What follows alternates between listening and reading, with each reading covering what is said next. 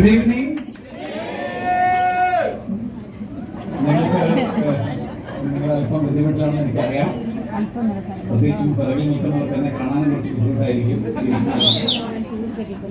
ഏതായാലും ഒരു വർഷത്തിലധികമായിട്ട് ഞാനിവിടെ വന്നിട്ടില്ല.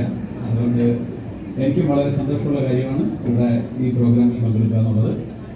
ഏതായാലും ഇന്നത്തെ ദിവസം നമ്മൾ എസ് നന്നായിട്ട് വർക്ക് ചെയ്യുന്നുണ്ട്. പക്ഷേ ഇത്രയും ആളുകളെന്ന പേസി മടിച്ചാണ് ഇപ്പോൾ പ്രവർത്തിച്ചുകൊണ്ടിരിക്കുന്നത്.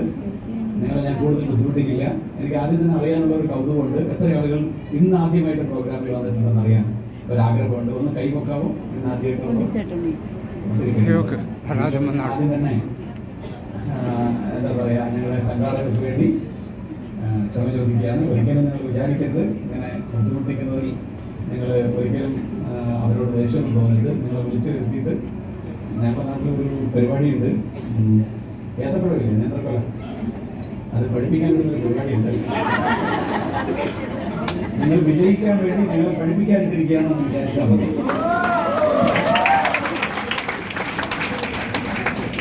കൈയടിക്കുന്നവർക്ക് കാശ് കിട്ടുന്നത് കൊണ്ടാണ് കൈയടിക്കുന്നത്. അവരിപ്പോ കൈയടിക്കുകയല്ല, പുതിയ ആളുകളിപ്പോ കൈയടിക്കുകയല്ല. ഇതിന്റെ കോമഡി ഒന്ന് നിർത്തിയിട്ട് വേണം എങ്ങനെയൊന്നും വെളിയിലിറങ്ങാൻ. കാരണം ഒരു രക്ഷയില്ല. പുറത്തിറങ്ങണമെങ്കിൽ അവർ ഒന്ന് പിറകോട്ട് നോക്കിയപ്പോൾ ഒരു രക്ഷയില്ല. ഞാനങ്ങനെ അടുത്ത് കിടക്കും എന്നാണ് ഞാൻ വിചാരിച്ചത്. ഏതായാലും BTC ലീഡർമാരെല്ലാം പുറത്താണ്. പുതിയ ആളുകൾക്ക് വേണ്ടി ഞാൻ എന്നെ ഒന്ന് പരിചയപ്പെടുത്താം. എൻ്റെ പേര് ശ്രീജിത്തനാണ്.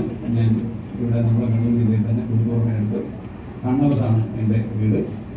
ഇപ്പോൾ കുറേ ആളുകൾ ഇത്രയും നേരം ഇങ്ങനെയാണോ കാത്തിരുന്നത് കൗതുകമാണ് എന്നെ പരമാവധി ഭംഗിയായിട്ടാണ് വിളിച്ചത്. സ്വപ്നങ്ങളുടെ രാജകുമാരനൊക്കെ വിളിച്ചത്. ഇവര് വിചാരിച്ച ഒരു അമിതാഭ് ബച്ചന്റെ എന്ന് വിചാരിച്ചാണ് പുതിയ ആളുകൾ കാത്തിരുന്നത്. പക്ഷെ അവസാനം സ്റ്റേജിൽ ഈ ഏതായാലും കണ്ടം ഫോറസ്റ്റ് ഏരിയയാണ്. അങ്ങനത്തെ ഒരു ഫോറസ്റ്റ് ഏരിയയിൽ സാധാരണ കൃഷി പരിപാടിയൊക്കെ ആയിട്ട് പോകുന്ന അച്ഛൻ്റെയും അമ്മയുടെയും 5 മക്കളിൽ ഏറ്റവും ഇളയവനായിട്ടാണ് ഞാൻ ജനിച്ചത്. അങ്ങനെ അത്യാവശ്യം പഠിച്ച് ചെറിയ പ്രായത്തിൽ തന്നെ എനിക്ക് ഒരു ചെറിയ ജോലി കിട്ടി. ഒരു കമ്പനിയിൽ, ഒരു ആയുർവേദ കമ്പനിയിൽ അസിസ്റ്റന്റ് മാനേജറായിട്ട് എനിക്ക് ജോലി കിട്ടി. ആ ജോലി കിട്ടി കഴിഞ്ഞപ്പോൾ ഞാൻ വിചാരിച്ചു ജീവിതത്തിൽ രക്ഷപ്പെട്ടു എന്നാണ് ഞാൻ വിചാരിച്ചത്. ഞാൻ വളരെ ചുരുക്കിയാണ് എൻ്റെ ലൈഫ് സ്റ്റോറി പറയുന്നത്. എന്തിനാണ് ലൈഫ് സ്റ്റോറി പറയുന്നതെന്ന് പറഞ്ഞു കഴിഞ്ഞാൽ ഇവിടെ ചിലപ്പോൾ എന്നെ പോലെയൊക്കെ ജീവിക്കുന്ന ആളുകൾ ഉണ്ടാവും. എൻ്റെ ഒരു 10 വർഷം മുമ്പുള്ള കഥ കേട്ടാൽ ഒരുപക്ഷെ അവർക്ക് എന്തെങ്കിലുമൊക്കെ അതിൽ നിന്ന് എടുക്കാനുണ്ടെങ്കിൽ ആവട്ടെ എന്ന് വിചാരിച്ചാണ് ഞാൻ പറയുന്നത്. ഏതായാലും ആ ജോലി കിട്ടിയപ്പോൾ ഞാൻ വിചാരിച്ചത് ജീവിതത്തിൽ രക്ഷപ്പെട്ടു, ഇനി പേടിക്കാനൊന്നുമില്ല. ഈ കമ്പനിയിൽ തന്നെ തുടർന്ന് ഇവിടെ മാനേജറായി, ജനറൽ മാനേജറായി, എന്നിട്ട് അങ്ങനെ വലിയ നിലയിലെത്താം എന്നാണ് ഞാൻ വിചാരിച്ചുകൊണ്ടിരുന്നത്. പക്ഷെ നമുക്കറിയാം, നമ്മളെല്ലാവരും നമ്മൾ ഒരു ശരാശരി മലയാളിയായി നമുക്കുള്ള ആളുകൾ എന്ന് പറഞ്ഞാൽ ഡെസിഗ്നേഷനെ സ്നേഹിക്കുന്ന ആളുകളായിരിക്കും. നമുക്കൊരു പദവി, ജോലി, നമ്മൾ ഒരാൾ എന്താ ചെയ്യുന്നത്, ഞാൻ ഇന്ന സ്ഥാപനത്തിലാണ് പറയാൻ നമുക്കൊരു, അതാണ് നമ്മുടെ അഭിമാനം എന്ന് പറയുന്നത്. ഞാനും അങ്ങനെയാണ്, അങ്ങനെയായിരുന്നു. മനസ്സിലാക്കേണ്ട ചില കാര്യം, ചില സ്ഥാപനങ്ങളിൽ അതിന്റെ പ്രത്യേകിച്ച് തെളിവുകളുണ്ട്. നമുക്ക് സ്ഥാപനത്തിൽ ചെന്നാൽ കാണാം അങ്ങനെ മനോഹരമാക്കിയിരിക്കുന്നതിന് വേണ്ടിയാണ്, അങ്ങനെ ഇരുത്താൻ വേണ്ടിയാണ്. പിന്നെ അതുപോലെ പല കാര്യങ്ങളുണ്ട്. Accounts manager, house keeping manager, അങ്ങനെ പല പോസ്റ്റുകൾ ഞാൻ വെച്ചിട്ടുണ്ടാവും. എനിക്ക് ഒരു രസകരമായിട്ട് തോന്നിയ ഒരു പോസ്റ്റ്, ആരെങ്കിലും ക്ഷമിക്കണം കേട്ടോ, ഞാൻ എൻ്റെ ഇപ്പോഴത്തെ ഘട്ടത്തിലുള്ള അനുഭവം പറയണം. എൻ്റെ ഒരു എന്താ മാനസികാവസ്ഥ അങ്ങനെ ആയിരുന്നു എന്ന് മനസ്സിലാക്കാൻ വേണ്ടിയാണ്. ഏറ്റവും രസകരമായിട്ടുള്ള പോസ്റ്റ് നമ്മൾ കേട്ടിട്ടുണ്ടാവും, പബ്ലിക് റിലേഷൻസ് ഓഫീസർ എന്ന് പറയുന്ന പോസ്റ്റിലായിരുന്നു.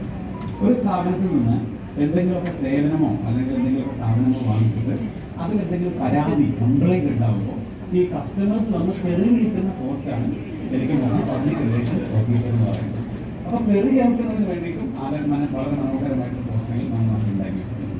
അപ്പോൾ നമ്മൾ പഠിച്ചു കഴിഞ്ഞിട്ട് ഒരു ജോലി കിട്ടുക എന്നുള്ളതാണ്. അങ്ങനെ ചെറിയൊരു ജോലി കിട്ടി, അതിലിങ്ങനെ പോയിക്കൊണ്ടിരിക്കുകയായിരുന്നു. പക്ഷേ പഠിച്ചു കഴിഞ്ഞ് ജോലി കിട്ടിയപ്പോൾ പെട്ടെന്ന് എൻ്റെ മനസ്സിലുള്ള ഒരു സാഹസികനായിട്ടുള്ള ഞാനൊരു സാഹസിക കൃത്യം ചെയ്തു എന്നുള്ളതാണ്. ജോലി കിട്ടിക്കഴിഞ്ഞാൽ പിന്നെ നമ്മൾ ചെയ്യുന്ന ഒരു സാഹസിക കൃത്യം എന്താണ്? എല്ലാവർക്കും അതിൽ കല്യാണം കഴിക്കുന്നത് ഒരു സാഹസിക കൃത്യമാണ്. ശരിയല്ലേ? ശരിയാണ്.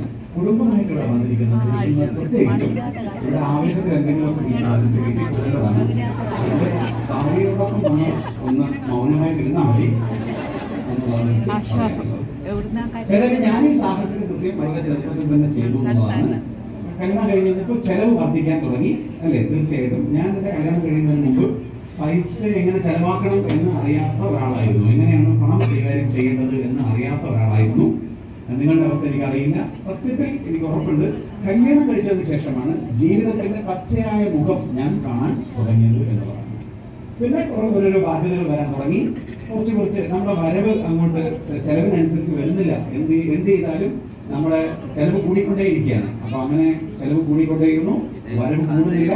അപ്പൊ നിങ്ങളൊക്കെ ആണെങ്കിൽ എന്ത് ചെയ്യുന്നു എനിക്ക് തീർച്ചയായിട്ടും അറിയാം. വരവ് കൂടുന്നില്ല, ചെലവ് കൂടുന്നു. അങ്ങനെയാണെങ്കിൽ നിങ്ങൾ ചെയ്യും, ഒന്നുകിൽ ചെലവ് കുറക്കും അല്ലെങ്കിൽ വരവ് കൂട്ടും. രണ്ടിലൊന്ന് മാത്രമേ ചെയ്യുള്ളൂ. പക്ഷേ ഞാൻ അതല്ല ചെയ്തത്. ഞാൻ വ്യത്യസ്തമായ ഒരു കാര്യം ചെയ്തു. ഞാൻ ഈ വരവും ചെലവും തമ്മിലുള്ള പ്രശ്നം പരിഹരിക്കാൻ വേണ്ടി ഞാൻ എൻ്റെ ഭാര്യയെ അതിയായി റെഡി. അപ്പൊ പുതിയ അതിൽ വിചാരിക്കും ഇവര് പഴയ ആളുകൾക്ക് പ്രത്യേക സാമ്പത്തികമായിട്ടുള്ള രീതി അല്ലെങ്കിൽ ആ സാമ്പത്തിക ശാസ്ത്രം കുറച്ചു കാലമായിട്ട് ബിസിനസ് ചെയ്യുന്ന ആളുകൾക്ക് നന്നായിട്ട് അറിയാം. ഞാൻ അവർക്ക് നന്നായി പറഞ്ഞു കൊടുത്തിട്ടുണ്ട്. പക്ഷെ പുതിയ ആളുകൾക്ക് ഒരു പക്ഷേ വിചാരിക്കും